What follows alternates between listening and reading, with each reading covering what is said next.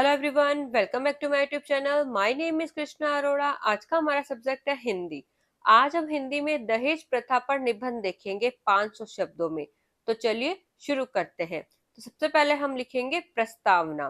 दहेज प्रथा भारतीय समाज की सबसे बड़ी सामाजिक कुप्रथाओं में से एक है। विवाह के समय वधु पक्ष द्वारा वर पक्ष को धन, आभूषण, वाहन, फर्नीचर या अन्य मूल्यवान वस्तुएं देने की प्रथा को दहेज कहा जाता है। पहले यह अपनी इच्छा से दिया जाने वाला उपहार माना जाता था, लेकिन समय के साथ यह एक सामाजिक बुराई बन गई। आज दहेज की मांग के कारण अनेक परिवार आर्थिक और मानसिक परेशानियों का सामना करते हैं। अब है दहेज प्रथा के कारण। दहेज प्रथा के अनेक कारण हैं। समाज में फैली पुरानी रूढ़ियां, अशिक्षा और लालच इसके प्रमुख कारण हैं।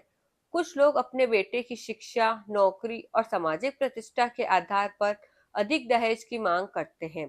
समाज में दिखावा और ऊंची जीवन शैली की चाह भी इस कुप्रथा को बढ़ावा देती है। कई परिवार सामाजिक दबाव के कारण भी दहेज देने के लिए मजबूर हो जाते हैं। दहेज प्रथा के दुष्परिणाम। दहेज प्रथा के अनेक दुष्परिणाम हैं। गरीब परिवार अपनी बेटियों के विवाह के लिए कर्ज लेने को मजबूर हो जाते हैं।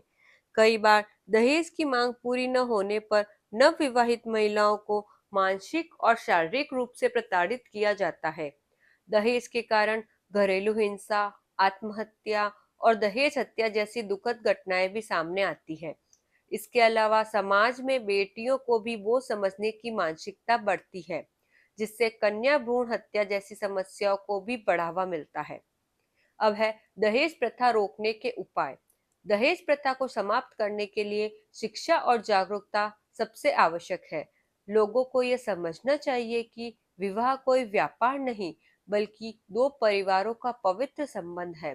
सरकार ने दहेज निषेध कानून बनाकर दहेज लेना और देना दोनों अपराध घोषित किया है। इस कानून का सख्ती से पालन होना चाहिए। युवाओं को स्वयं दहेज न लेने और न देने का संकल्प करना चाहिए।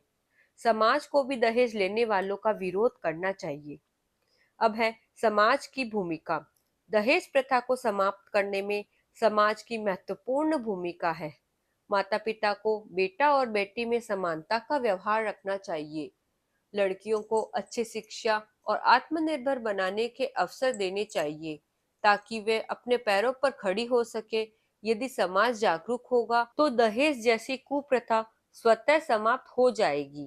अब अंत में हम लिखेंगे उपसंहार। अंततः दहेज प्रथा एक सामाजिक अभिशाप है, जो अनेक परिवारों के सुख और शांति को नष्ट कर देती है।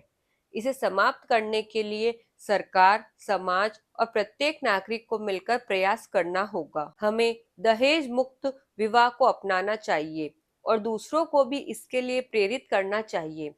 दहेज रहित विवाह ही एक सभ्य, समान और प्रगतिशील समाज की पहचान है।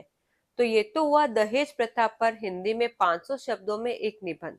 इसी तरह के और वीडियोस मेरे चैनल पर बनाए गए हैं, आप उन्हें वहां जाकर देख सकते हैं।